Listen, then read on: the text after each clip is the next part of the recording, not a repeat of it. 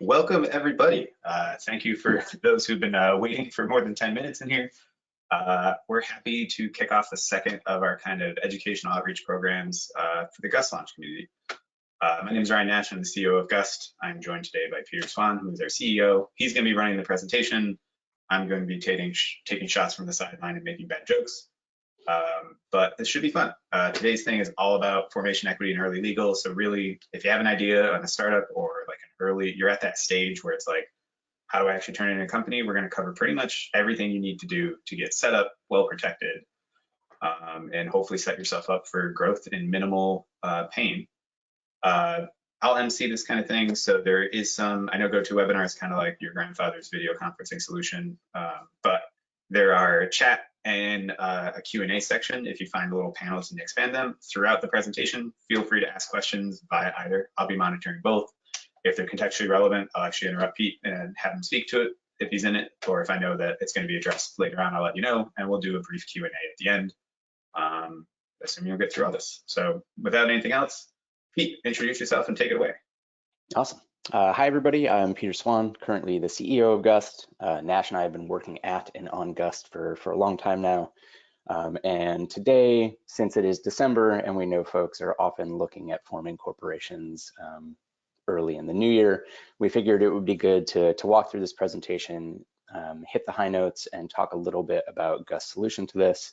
One thing I'll mention at the top of the presentation, unless you have a burning need to incorporate, wait until next year. If you incorporate anytime this year, you will immediately owe franchise taxes, likely in the state that you incorporate, or some taxes.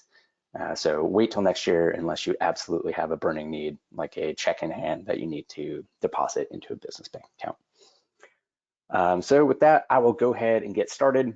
This is startup formation, equity, and early legal. Everything you need to know to avoid 10 to 15K in corporate cleanup. What we often find is that founders will start a startup, maybe they'll incorporate, they'll think about that as kind of a transactional thing, and then they will forget all about the business and tax stuff until they hit a seed round. And at that point, they will scramble to get all of their documents together and have to work with legal to go back and make sure everything is signed, track people down, figure a whole bunch of stuff out, and that ends up causing a bunch of time waste. Can sometimes derail fundraising conversations and can cost a lot of money in legal.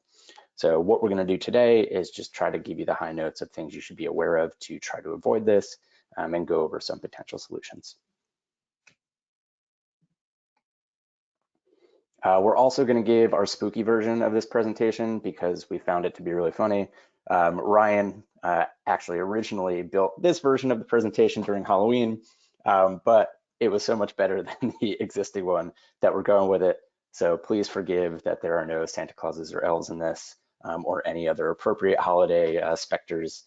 It is Halloween based, but it should still be helpful. Christmas and Halloween are good friends. We've all seen Nightmare Before Christmas. Indeed. Well, and A Christmas Carol. Anyway, what is there to be afraid of? Why do you even need a corporation? As I said, oftentimes people ignore these things, but early corporate mistakes are kind of like zombies. They're seemingly avoidable, they creep up slowly, but they can accumulate, and once they've hit a critical mass, then they can kind of become a real problem for you. And given the state of the world now, whereas a lot of this stuff used to be really difficult, there are now a lot of tools and services that make this relatively easy.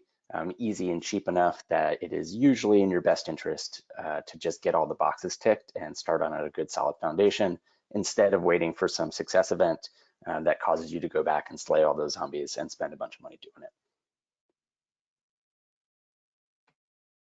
it. So the first basis of this is why you need a legal entity in the first place.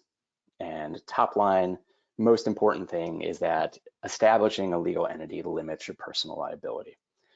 As you start to contract with people, have users, sell things, contract with partners, those accumulate some amount of liability. And at some point, somebody can decide that you did not do what you said you were going to do, and they can choose to sue you. Establishing a corporate entity allows you to have an entity that will be sued in your stead, that shields your personal assets from any legal liabilities that come up. It's also a great way to collect ownership and assets in a way that is above and beyond a single person. So you can establish a team of people and a group of people who are all contributing to the growing value of an entity. And then an investor can come in and invest in that cumulative value instead of investing in the individual people. So yeah, it effectively allows multiple parties to collaborate and build value in something bigger. And a little ghost story, you'll see these throughout the presentation. In this case, Juan is working on a side project, raises some money from people that he knows. The money spent, the idea doesn't work out, and somebody gets jilted by this process and decides that they're going to sue. If Juan doesn't have a legal entity in which that money was invested and which contracted with the investor, then those investors are now suing Juan directly instead of a company that has gone out of business that has no assets.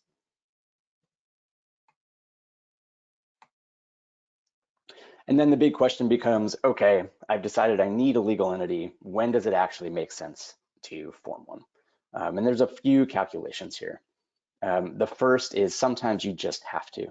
If, for example, you are going to launch an app into the App Store, you will typically need a Dun & Bradstreet number or a DUNS number. To get a DUNS number, you will need a federal tax ID for your business. To get a federal tax ID for your business, you will need to form an entity.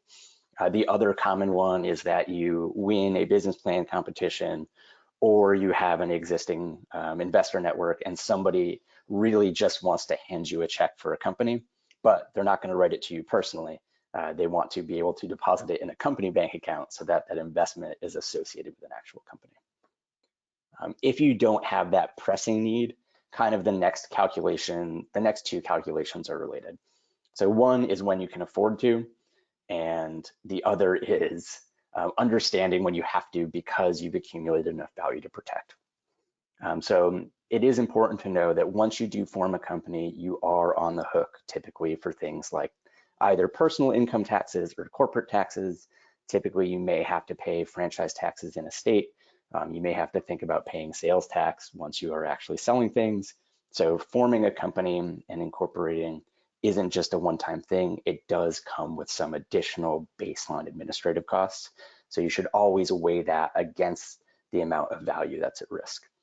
And when you think about the value that you're accumulating, when you have customers, when you have revenue, when you're accumulating intellectual property, when you're accumulating assets, when you're signing agreements with high-profile partners, the more value you are building in the company, the more is at risk if some legal action comes and jeopardizes that value. So a good way to think about it is, if you are working with people that you have known forever, that you have a really solid relationship with, and you're the only people working on something, there's less danger than that those relationships will cause a rift or jeopardize the value in the company than if you are working with somebody you met 2 weeks ago and hired as an employee, or you are working with a larger business that has been in business for a while and has experience contracting. So as your relationships grow outside of the founding team and get stepwise away from people you are super close with, that's when you are accumulating more risk. And if your company is building value, you have more value at risk.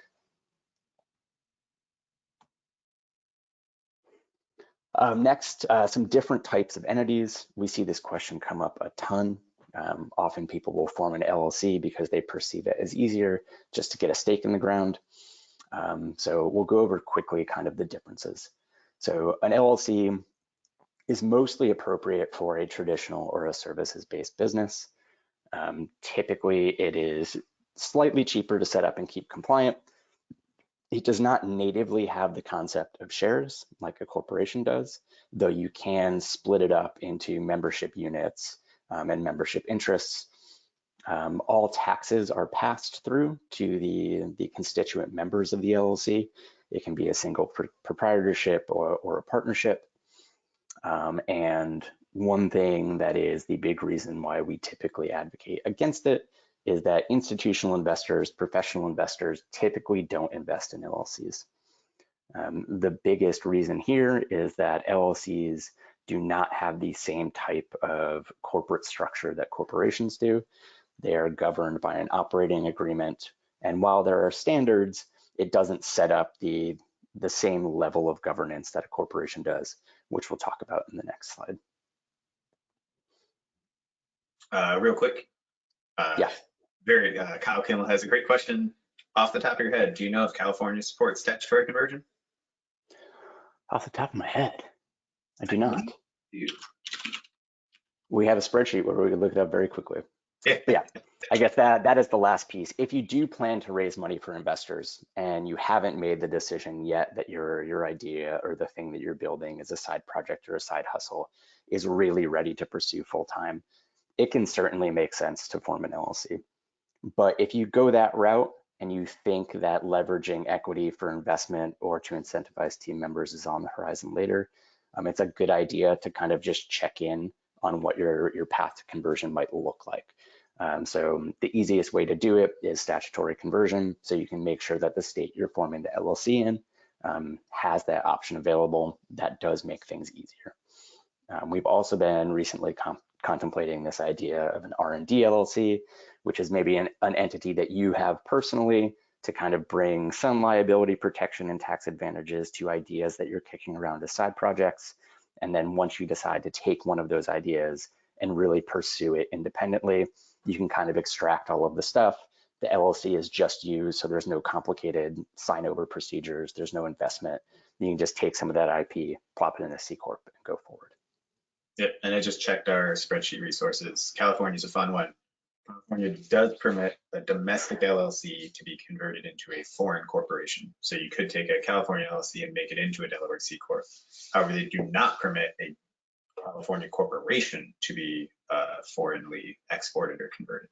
So if you ended up with a C-Corp in California, you couldn't statutorily convert it into a Delaware C-Corp. All right, learning new stuff every day. Every day. All right, and then C Corp. The C here comes from the tax treatment, subchapter C with the IRS. It is the most common type of corporation. By its very nature, it separates ownership and shareholder assets and liabilities from the corporation. It's inherently split into shares, shares of stock. Typically, those shares qualify for what's called qualified small business stock, which we'll talk about in the future. And it is the typical preference for institutional investors. It does not, it is not outright a pass-through entity though. So the corporation itself will pay taxes, which is different than the LLC, where by default, the members of the LLC will pay taxes on the income that the LLC actually takes on. So a quick note on QSBS. QSBS is currently, although not sure what the fate of it will be in the near future, based on current legislative movements. But right now, if you form a C corporation, the stock by default qualifies as qualified small business stock. If you are the original holder of qualified small business stock and you hold it for a period of at least 5 years, when you sell it, you can write off up to $10 million in capital gains. So for angel investors and founders, this can be a pretty big tax advantage. So it's one good reason to work on a C Corp from day one.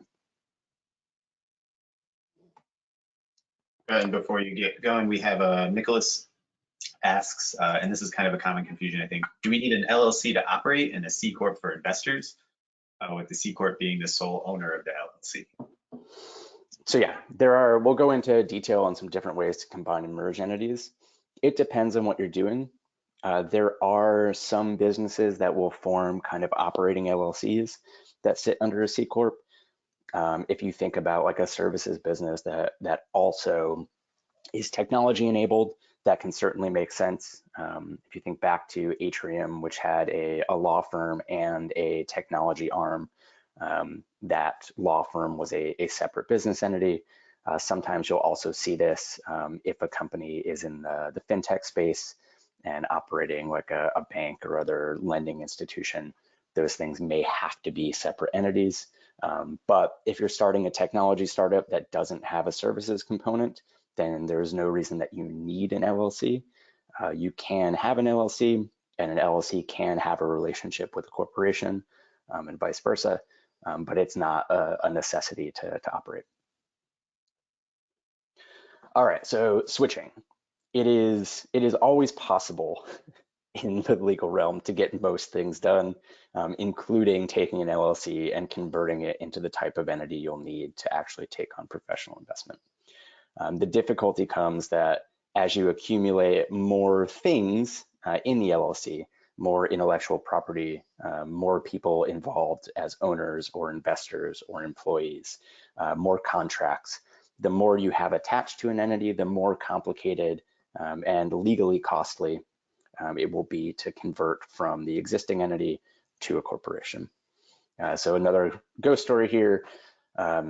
Picture Juliana, who starts a local LLC, works with a local lawyer, sets up custom operating agreements, hires a consultancy to build some stuff, makes a promise to a potential co-founder of some vague ownership, and starts to get investor interest. The investor says no to an LLC, and now they have to go through and paper that promised ownership. They have to consider the contract to the current dev shop and make sure that all IP is assigned to the LLC and then assigned to the corporation as it moves over. And you can end up paying more in all of the legal paperwork there to make the conversion than you would have if you paid the additional couple $100 a year in corporate franchise taxes. And yeah, the big thing here is what you want to avoid is spending a significant portion of your raise on something other than, adding fuel to the fire that is your company's success.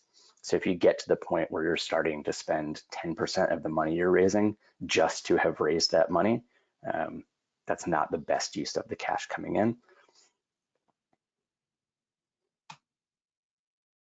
All right, and real quick diversion, international and existing entity options. This touches on some of the stuff we just touched on briefly. So first off, if you are residing internationally, you can form a Delaware CCorp. And I did not mention this in the slides above, but Delaware CCorp is still kind of the primary entity institutional investors will require your company to be formed as in order for them to invest. Delaware has a similar corporate code to many states, but they also have a whole bunch of precedent and case law built up that gives investors confidence in how the law will be applied. Just important legal concept to understand in the US is that the letter of the law exists, but it is the actual litigation that puts it to the test. And we have a precedent-based system. So if there is a law in place and it has never been litigated in court and there is no precedent, then it is not clear to the people potentially bound by contractual terms that overlap with those laws, how the law will be applied exactly. And that's what currently gives Delaware the benefit over the other places that have similar corporate codes. All right, so back to international and existing entities. If you are residing internationally, that's totally fine. You can start a Delaware corporation just fine. You may run into a few delays or hitches. The first will be getting a federal tax ID or an EIN without a social security number or other US tax ID. Can take longer because you have to use the fax system. It was crazy long during COVID. I think it's back down to somewhere between 3 and 4 weeks compared to instantaneously if you have a US tax ID or social security number. And you will want to pay attention to addresses in banking. This is becoming less of an issue, but for a long time, if you wanted to open a US bank account and you as the founder or founding team were not located in the United States, then it was relatively difficult. Some banks wouldn't accept virtual addresses and things like that. That is starting to change with neobanks like our partners at Brex or Mercury or Ramp. So that isn't as much of a concern these days. And if you're already set up with an entity, obviously not the end of the world. Often what we see is that founders who had LLCs originally and didn't really do anything with them will just dissolve them and start a C Corp. We talked about the notion of that R&D LLC, which you can kind of keep around for side projects. Although always keeping around an entity will complicate your personal taxes or add new taxes. So it's a cost you'll pay.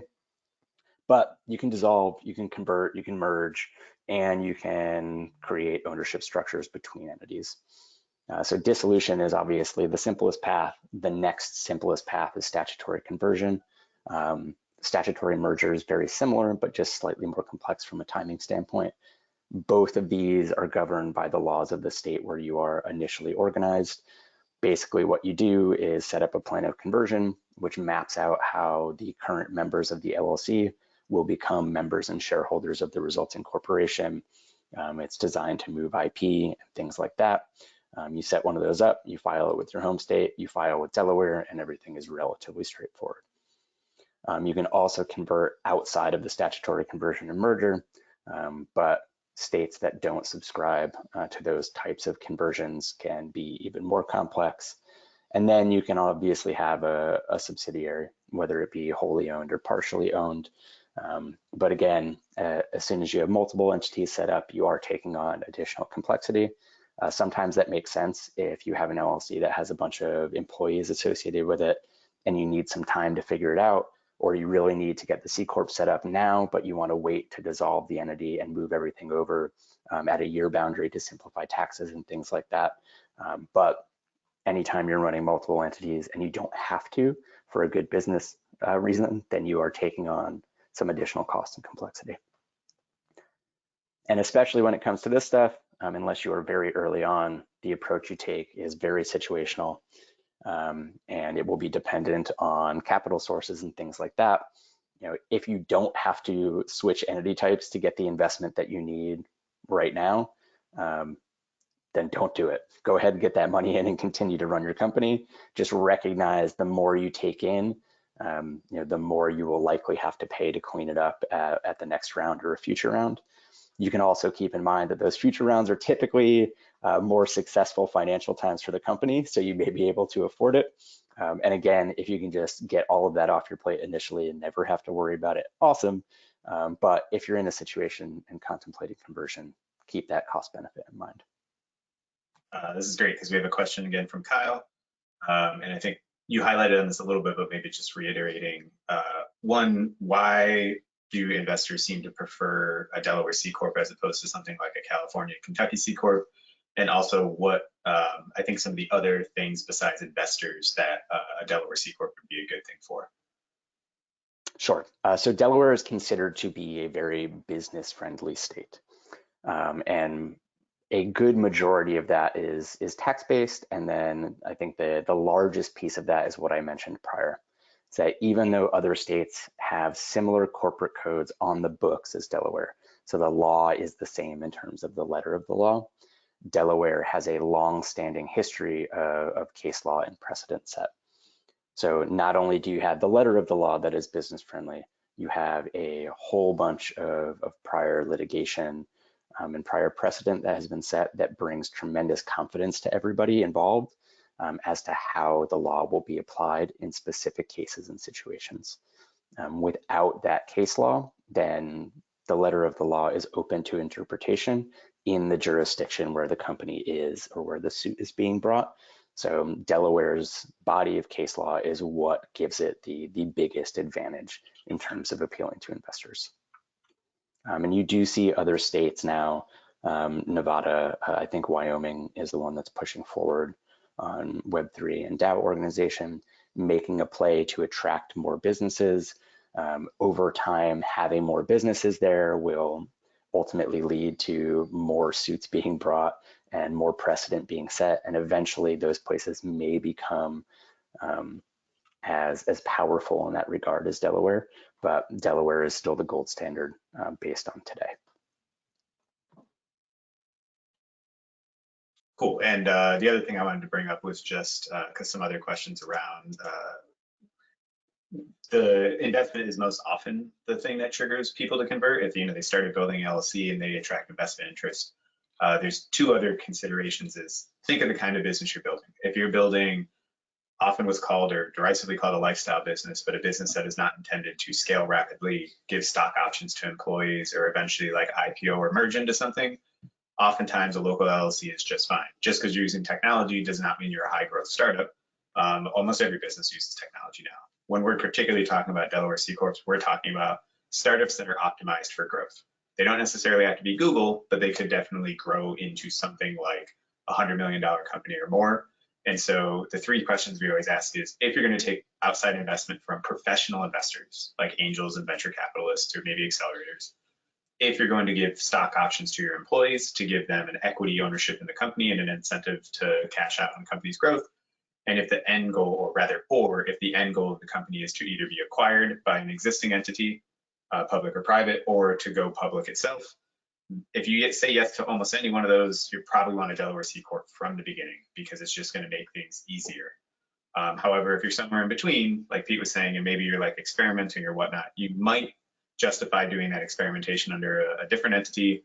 But if any of those upsides are there, chances are you're going to save a lot of time, money, and headache starting as a Delaware CCorp and just giving it a shot. All right. So real quick on S-corps and benefit corporations. S-corp is a tax election, so it is not a different type of corporation. And if you take this tax election, it will essentially allow your corporation to be taxed like an LLC would be taxed. It does come with some additional restrictions in terms of number of shareholders, whether those shareholders have to be actual humans or business entities, whether or not they can be US or foreign based. The election can be changed on a year-to-year basis, but the big thing here is that it complicates QSBS. So the QSBS statute, I think, states something to the effect that the company in which the shares or the shares have to be in a company that has been a C Corp for substantially all of its lifetime, or the substantial majority of its lifetime. And this is one of those great things that hasn't been litigated yet, so there's no precedent around it. So for the most part, when there's no precedent, the most or the least charitable view of the law is taken, which is, okay, if you want to make a clear case that these are QSBS shares to lock in that capital gains tax advantage, then you want to be a C Corp from day one, and you don't want to take the S Corp election. Next up, we've got a public benefit corporation, which is a slightly different type of corporation. It functions very much like a C corporation. However, it does come with some additional filing requirements. Your certificate of incorporation and all of your legal docs will have to clearly state that you are a benefit corporation. Your certificate of incorporation will have an additional section that outlines what your public benefit is. And you will have to file a public benefit report on a regular basis, just like you would a shareholder report or an investor report that outlines your progress toward that public benefit.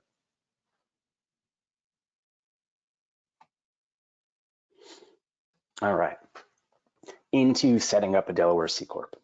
So the first thing you will do is actually file with the state of Delaware.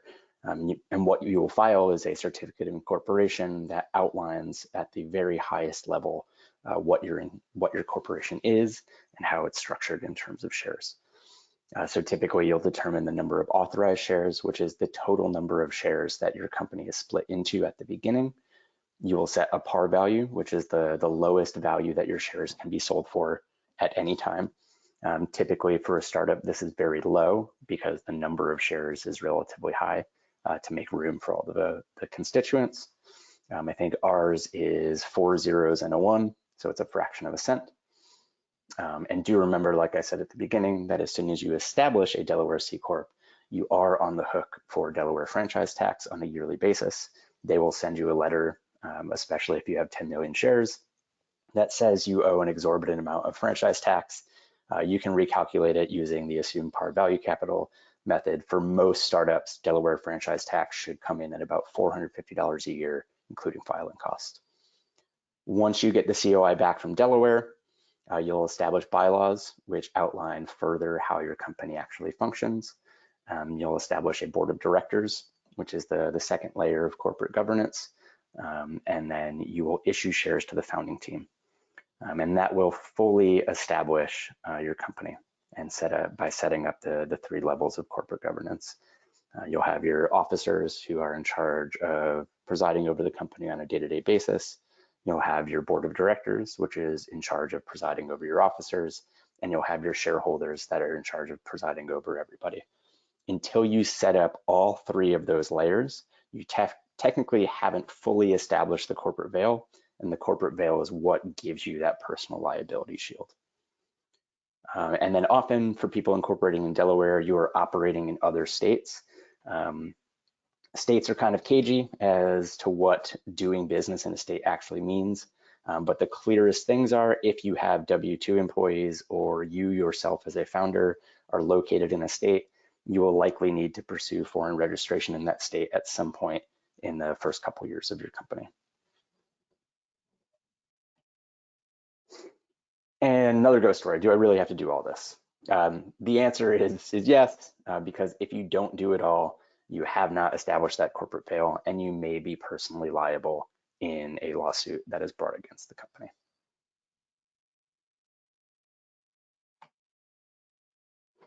All right, managing equity and common stock. We see a lot of misconceptions here, a lot of mistakes here. So we'll just go over high level, some things to think about and some pitfalls to avoid. The first biggest things are have a frank discussion about equity with potential co-founders. Don't just say 50-50. Go through and itemize the responsibilities, the amount of capital, the experience that you're bringing to the table. Gust does have a free tool to help with this at cofounders.gust.com. It will help you build a stronger founder relationship, and it will make it much less likely that 6 months in, you are both incredibly disappointed in each other and feeling really bad about the amount of shares that you have in the company. Next up, promising equity is not the same as issuing equity. Oftentimes we see people just kind of have a handshake arrangement that, yeah, we each own X% of this company. That doesn't make it legal, so it doesn't start your QSBS holding period. It doesn't lock in your share price. It doesn't do any of those things that bring you financial benefit, and it doesn't do any of the things that actually bring you corporate governance power. So it doesn't give you voting rights, and it doesn't lock in that share price. So you actually have to issue equity, which means signing a stock grant, having a stock purchase agreement, and getting board approval for that stock grant. Next up, ownership and voting rights are determined by issued shares. So we typically recommend founders issue between 6 and 8 million of 10 million to the founding team. And then they say, oh, but that means we only own like 60 to 80% of the company. Not true. Ownership is only ever determined by the number of shares that have been issued.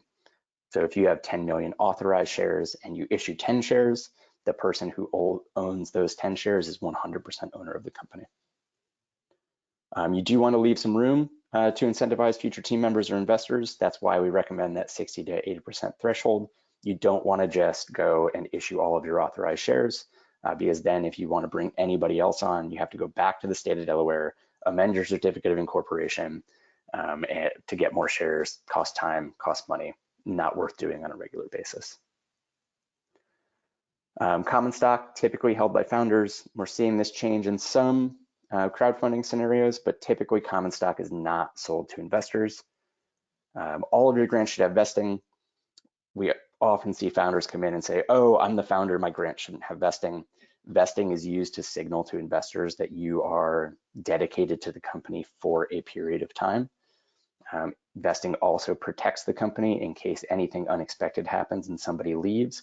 Vesting is what allows those shares to come back to the company and not stick around with somebody who's no longer providing value to the company. And huge thing, file your 83B. 83B elections allow you to minimize the income tax that you will pay on your founder stock grant. So if your grant has vesting, 83B is a must. Otherwise, the IRS will recognize income events at each vesting event over a typical 4-year cliff. Hopefully your company is worth way more in 4 years and you don't want to be paying income tax on the delta. You've got a 30-day window to file that, by the way, and you have to do it by mail. So make sure you stay on top of it. There's not really nice ways around it that don't cost a whole bunch of legal time. All right, another ghost story, cadaver cap tables. Starting out with a C-Corp only authorizes a small amount at a relatively high share price. Grants some stock with no vesting. Co-founder leaves, but there's no vesting, so the company can't automatically buy back the shares. The repurchase shares because they're vested and lose QSBS status, eliminating a capital gains benefit. Can't grant a small firm to a contractor with proper vesting because there's too little shares. They now have to file an amendment with Delaware, which costs money, but they didn't change their par value and share price, so a 5% stock grant costs way too much to buy in. There's more amendments, and finally there's investor interest, but they're asking why the share price is set at what it's set based on the value that the company has actually built. And they're asking about QSBS status, and it tanks the deal. Very funny for you to read my fever brain dump worst case scenario stories. We have a relevant question here. If the equity's already been allocated, can they put vesting schedules on it afterwards? Yes, you can. And often if you don't have vesting schedules associated with shares, when you approach investors and go through diligence and deal terms, they will likely then oppose and amend the vesting schedule to try to align it with the investment they expect of you over the lifetime that you'll be putting that investment to use. All right, and we touched on this a little bit, but just for clarity and reiteration, the things that give shares in your C-Corp value are the amount of money that you have in the bank, the intellectual property, those intangible assets that you've been building, your team and experience, all of the equipment, assets, real estate, and then your customers, contracts, and orders. So obviously, like, revenue is impacting your money in the bank, but together, those are the things that establish the value of your company. And the whole reason that you're doing any of this is to protect that value. Protecting that value is what is going to enshrine your upside in the company. It is also what is going to make sure that the path to that upside has the least number of roadblocks as possible. You want to make sure that your company owns all your intellectual property. You want to make sure that you're not going to get sued once your company gets big enough to attract a lawsuit. You want to make sure your corporate and personal finances are separate so you're not dealing with weird tax issues. You want to make sure you have all of these approvals so you don't have to go back and find people who signed something years ago to have them sign something else before you can take on investment. It is easy enough these days to tick all these boxes that it's not worth suffering the pain to not. And yeah, it is a lot. We talk about it a lot. We recognize it's a lot, and that is why we built Gust Launch. We are not the only game in town, but we feel like we are the best game in town, both in terms of support and product.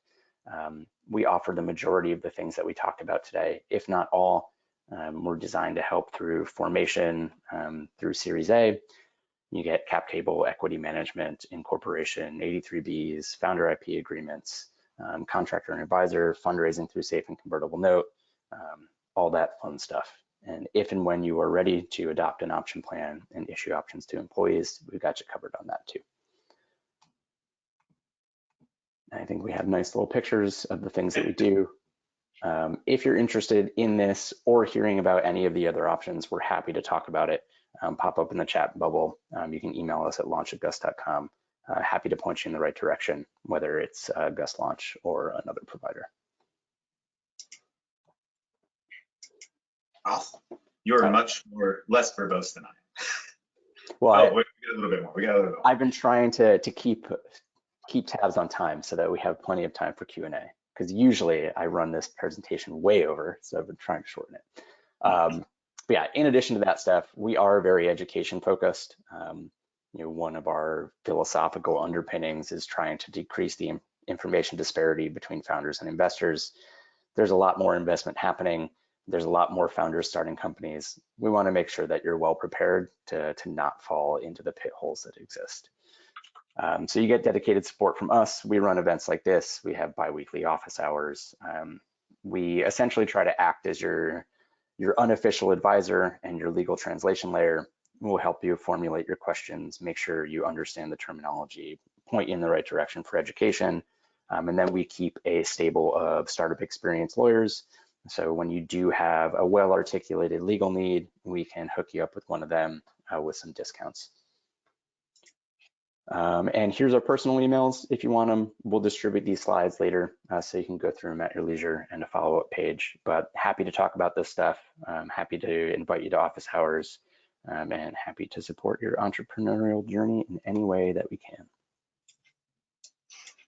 Awesome. Great. We have some good questions rolling in here. I'm going to try to get to them in the right order. A little back when we were talking LLCs and whatnot, Michael Lyons asked, he's got an LLC for a patented app. Is there some amount of money or revenue that they should be making before they switch it from an LLC to a C Corp? I gave a little bit of an answer in the chat that's like, it's not really the money level, but necessarily the where you're going. If you're planning on getting professional investment, if you're planning on getting stock options to employees or like growing it as a high growth startup, usually converting sooner rather than later just saves you more money. The conversion is going to cost money, so you might want to take in a little bit of revenue in order to pay for it. Probably on the order of a couple $1,000s, getting counsel and billable hours and some state filings and things like that. Just the more that you do, the more expensive it gets. Because if you have customer contracts, if you have a bank account full of revenue, if you've paid taxes, if you have IP assets that you've created, each one of those things is yet another thing for a lawyer to review, to document, to figure out how to transfer over in a compliant way. And there could also be tax events that happen with that. Yeah, I think ultimately it's more about the external factors and your capital path. If you have this LLC and it's working for you, and maybe you're going to do a community round through a Reg CF platform, and you think you might just raise through Reg CF forever, or you're going to use that and then use non-dilutive revenue-based funding, and that should keep your company set for the next 10 years, then don't even sweat it.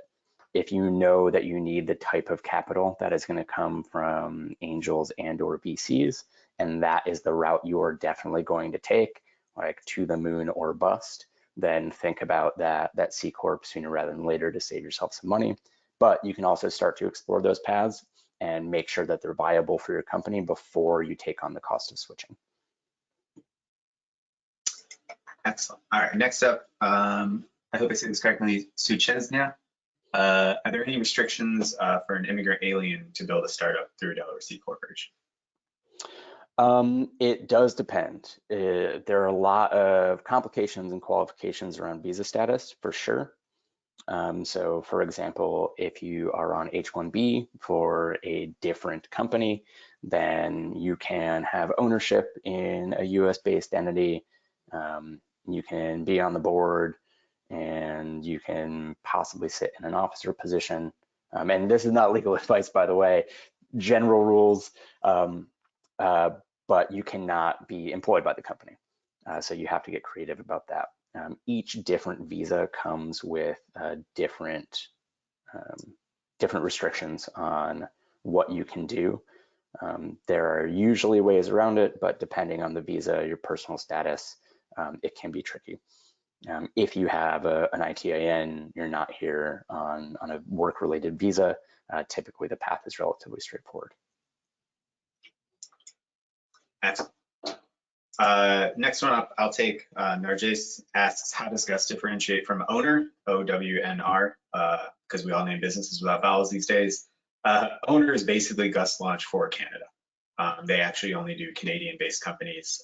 They are also not strictly startup focused. A lot of our conversation here is not necessarily VC venture backed, but definitely invested oriented angels, startup technology growth oriented companies. That is our bread and butter. That's why we specifically go towards Delaware CCorps, because it's overwhelmingly the standard. Owner is a bit more of a general purpose, digitally file a company, manages ownership and legal documents, but specifically for a couple kinds of Canadian entities. Cool. And it's probably good to note there too, if you are starting a startup, meaning you are intending to operate within like the equity financing realm, whether that be through Reg CF or traditional angels and institutional capital, it can be important to find legal solutions that are catered towards that. It is a specialized sector. So keep that in mind when you're looking at options, and really wherever your business is focused, it is good to align your legal tooling with the type of and the trajectory of your business. Great. We've got a question from Nicholas. Oh, this is a good one because we didn't actually really talk too much about this. He's asking, did you mention that 60% only equity allocation for the founders, the initial allocation, so as to keep 40% for investors? And this is a commonly misunderstood thing of what you do with common as opposed to what you do with other stuff. Yeah, so that additional percent. So the way that we look at it is that you probably shouldn't issue more than 80% to your founding team. If you're a solo founder coming in and you are not confident that your founding team is complete, you should leave a little bit more room because you'll need to bring on a co-founder and they will probably command a significant portion of equity. That other 20% that we say that you absolutely shouldn't issue is there to bring on additional advisors who typically get fractions of a percent of equity, early team members who might command like 1 to 3.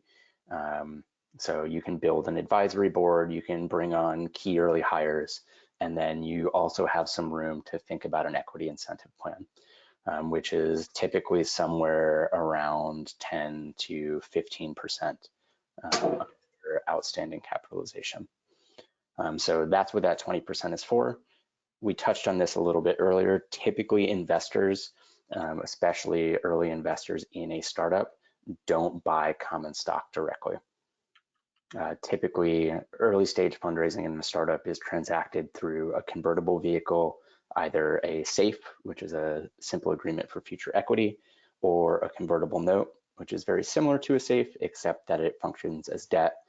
It has a maturity date, it accumulates interest.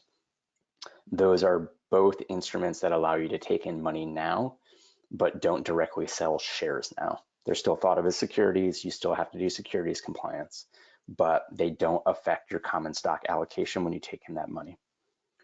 The first time you will typically sell shares to investors is at a Series A, although it can also be relatively common at a seed round. At those points, you will actually carve out a new class of shares that will be separate from your common stock. They will be either Series Seed preferred or Series A preferred.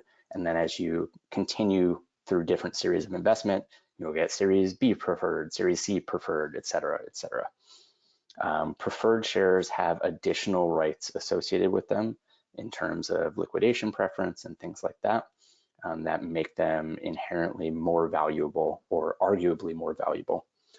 So what you can do is when you sell preferred shares to investors, you can negotiate the price of those shares without impacting the price of the common stock of your company. So what you will see typically in private companies is that the company is incentivized to keep the price per share of the common stock relatively low so that it's easy to incentivize employees and give them more upside. And the price per share of the preferred shares will float at about an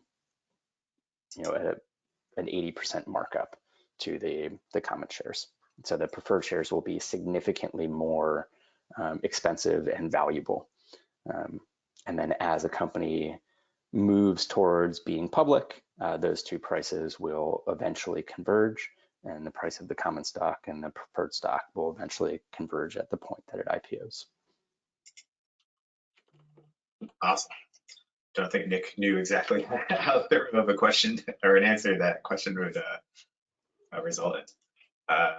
Next up, R.A. Parker asks, is a C-Corp best for fintech and financial institutions accepting cryptocurrency? That is, I'm not sure I'll be able to answer that. I think it's worth looking at players in the space, and you can actually see the kinds of entity structures that they have. Yeah. It is often that if you're playing in, so fintech alone, you see a lot of Delaware C-Corps just trying to put software around financial technology. However, if you're going to get into the realm of banking, managing investments, moving stuff around, often you'll see what we call constellations of business entity types in order to hit different kinds of regulation. Like if you look at our banking provider, Brex, they're like 4 or 5 entities. There's a C Corp that's a software company. There's a Treasury LLC that coordinates partner banks. The banks that they actually put money into are partner banks. They're not technical banks. This is one of the reasons why fintech usually takes significant amount of capital to get going, is because it needs a lot of legal support. So if you're starting a fintech company, especially if it's going to be crypto adjacent or crypto embedded, you'd probably want to counsel up, maybe even before establishing the entities, just so you establish the right kind of entities and put the relationships between them. Yeah, and there are some organizations that are more and more organizations that are dedicated to that. I will say establishing a C Corp does not preclude you from transacting in cryptocurrency necessarily. It doesn't preclude you from structuring your company in a certain way via a DAO or having a cache of utility tokens or whatever you want to do. But crypto is emerging. So if you have a business idea that is entirely based on crypto, or like a DAO scheme or a set of tokens, then you want to look into it. Andreessen Horowitz recently published a white paper that is talking about this, and advocating, using a type of nonprofit for at least a portion of the entity. And then there is an accelerator called Tachyon that's run by Consensus Mesh that specializes in this. We've worked with a few of their companies, and used a safe that also has future token sale provisions in it. And then there are some legal firms that are specializing in this, including one of our legal partners at Bowery Legal. So yeah, if you want to dive into that more, let us know and we can put you in touch with some people who might be able to help. Cool. Next up from Shobi is, when you say Gust provides workflow and support through Series A, what changes then? And why don't we advertise ourselves as SaaS through IPO, like some of our competitors, Carter Shoebox Act? Yeah, absolutely. So a significant amount changes at that first preferred round. And really the biggest thing that changes is that you now have institutional investors. At Series A, typically you're giving away a board seat. There are way more lawyers involved. Things typically get more complex. And at that point, everybody is typically comfortable with paying larger legal bills and management bills. So that is the inflection point where typically there's a handoff and somebody is just managing this for you now. We have concentrated prior to that. Our hope is to extend much farther along. In order to do that, we would have to eventually become a transfer agent or partner with some additional partners to really take you over the private public line. Certainly on a long-term roadmap, but not yet where we're focused. Yeah, so the experience, so we have a cap table engine underneath Gust Launch. Think of Gust Launch as kind of like best practices, guardrails, templates, support, education all throughout those first 2 to 3, 4 years, depending on your path. We have done for clients that really love us and they get to that Series A, we just take the guardrails off and they just get to use a cap table to manage their capital. But by then their agreements are all custom. So their lawyer is invited to the cap table. They're drafting custom agreements for the series preferred shares, for the next Series B, and et cetera. So when we advertise launch and the fees we charge launch, that's much more for that high touch, like guided educational experience that someday, hopefully, as things keep going, like we could apply that all the way up. But making a Series D company a click next to continue kind of thing is not in the cards at the moment. It's a very, very complicated transaction with a lot of players in it. But yeah, it's a long road. We're getting great questions here. Kyle asks, Kyle 1, thank you for tons of good questions. Can you take on a convertible note prior to the conversion from an LLC to a C Corp? Yes, it's possible. Typically, investors who have invested before won't want to do it because your company isn't set up for that to really convert into anything. Typically, those agreements are written such that they will convert into common shares. And then that would be an additional thing, an additional liability and contract that you would have to transfer over between the LLC and the C Corp. But that said, if you have investors who are comfortable with it, if you understand your capital path and you're willing to either pay the additional costs down the line to transfer that over, or your capital path means that it might never convert, then cool. So yeah, kind of up to you and your investors. Understand though that those instruments are typically designed to work with the corporation and have the corporate share structure underneath, so that there is something to convert into. We are seeing more LLCs go through community rounds through some of the Reg CF platforms. So it is becoming more common. We're keeping an eye on it. Certainly you can have preferred membership units and LLCs, but each of those things is going to be custom. So there are some additional complications, but there's nothing inherently preventing you from doing that. Yeah, I think this hits on a good topic that I find is in a lot of people, especially us with a technical or an engineering background, when they think about contracts. We think about, can this work with this? Contracts are pieces of paper that you sign between two parties to set about the terms of some stuff happening in the real world. And generally, if everything goes good and all parties agree that the contract is executing appropriately, stuff can happen. Like, it's good. What contracts, when they need to be enforced, if anything is like questionable or somebody saying this, if there's a disagreement, then you get into litigation, you get lawyers, you get to interpret what the contracts mean. So you can totally sign a convertible note that says like, oh yeah, you can buy preferred shares when I raise the price round. If you're an LLC and you don't have preferred shares, that's a dubious agreement for an investor to be holding. You may have told them the story that, oh yeah, when we go and raise a price round, we'll convert to a Delaware CCorp, therefore preferred shares will be a thing that we can create, yada, yada, yada. But that's quite a long non-contractual story around the signing of a piece of paper to take some money. It's usually only once things start, like either conflict or disagreement emerges, where it's like, oh, so that's why Pete said a professional investor, an investor who's done this stuff before, will very unlikely, or they might sign a different kind of instrument super custom to your LLC if they understand your LLC. All that super customness is usually why it just doesn't happen, because they don't want to create a novel instrument that has not been tested. Convertible notes and safes. Somebody also asked about a safe into an LLC, so this covers both. Those instruments were created with the intention of a C corporation being the underlying entity that executes them. But you can sign anything, and the contracts don't self-enforce. We're not on the blockchain yet with this kind of stuff, so that's that. Hopefully that helps with there. We've got a couple more questions coming in. I'm a C Corp and I need an investor ASAP. Don't we all?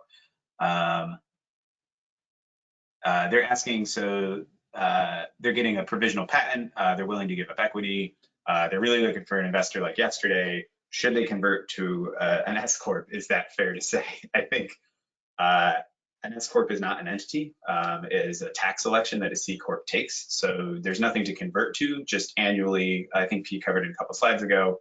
A company can choose to take their taxation as an S-Corp.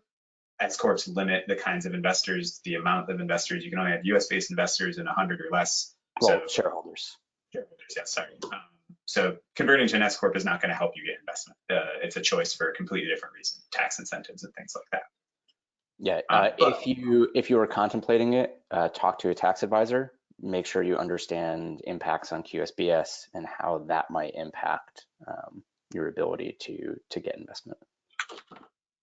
And I will say though, we were talking a lot about Gust launch and managing company back office. Gust has been around for a lot. We have a ton of free platforms. So if you go to gust.com/search, we have a massive database, not even a database, a huge amount of angel groups and accelerators that are accepting applications to either their programs or their investment things. So you can find places that are around your location that work in your industry that fund the kind of rounds you're going after. I would advise you to very much read what they put on their profiles, because they will not pay attention to you at all if you invest in if you apply to a group that says we only fund revenue positive companies that are raising more than $1 million, and you apply saying I have an idea and I need an investor tomorrow. They might not even return your phone calls, but read what they're saying, look at what their investment thesis is, find the ones that are in your area, your industry, and your stage, and apply to them. You don't have a network, but we do, and it can help out. All right, I think we're almost through, and this is going to miraculously line up perfect time-wise. And Michael, oh, what's up? The Christmas miracle. Michael Yazi, I hope I answered that. Safes also to LLCs, same answer as the convertible notes. And last question, how long is a C Corp? Can I stay private? Forever. Well, yeah, theoretically forever.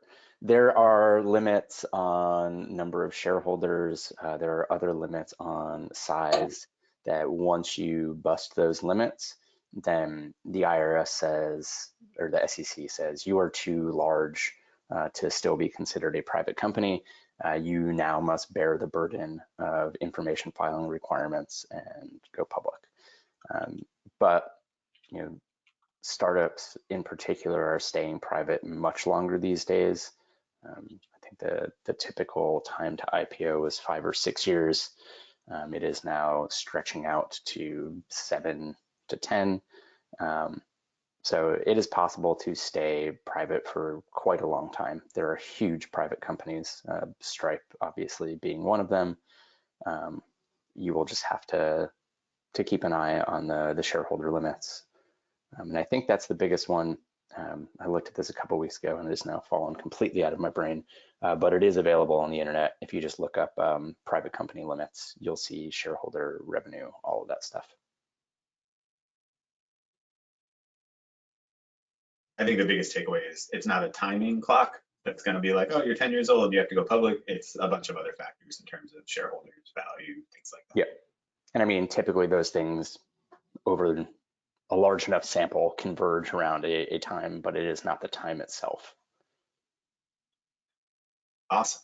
I think that's it. I think we got through all their questions. Like you said, we have our emails if there's any follow-ups or if we weren't super clear. Any last words, Pete? I'll close this out.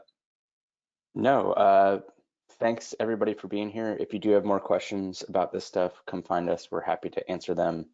If you have suggestions for other topics you'd like us to cover, whether it's us or partners, let us know. We want to be doing more of this next year. We hope it's valuable, and have an awesome holiday, whatever you celebrate. Awesome. And I put 2 links in the chat, but we can do a follow-up email too with a recording. If you come here, you'll automatically get a recording in a couple hours. Gust.com/launch is the product that we've been talking about. So if you're interested in starting a SCorp, getting your startup idea into a high growth entity, hopefully we can help and save you a ton of money. If you already have an entity like an LLC, or maybe you already have a Delaware CCorp, but you find value in all the tools that we're talking about and the ongoing automation, sometime provisionally, we can possibly work with you. Just chat us up on our support tools. Let us know what your situation is. There's a couple paths if your company's pretty simple. If we can't help out directly, we can point you in the right direction and maybe be part of your journey going forward. And I also put gust.com/search. Just having a Gust account, we have a ton of educational tools to help you figure out. They're all free. Most of them are free. How to split your equity, how to evaluate your venture. Previous I said if a company's saying, oh, we're only interested in series whatever style companies. Well, what style company are you? On your Gust dashboard, there's an entire 10 to 15 minute interview kind of Q&A program that we build that really helps level set where your company's at and say, hey, this is where your next likely investment sources can come from, whether it's personal network or all the way to legitimate angel groups. Here's what you need to work on as a company. We take in stuff about your market, things raised so far, your team, and it's a really helpful tool to just help ground yourself in this crazy world of entrepreneurship. So check us out, sign up for a free account, check out Launch if you need a SCorp. Thank you for your time. Have a great holiday. And that's it. Yeah, we'll see you next year. Yeah, see, now we can start saying that. See you, everybody.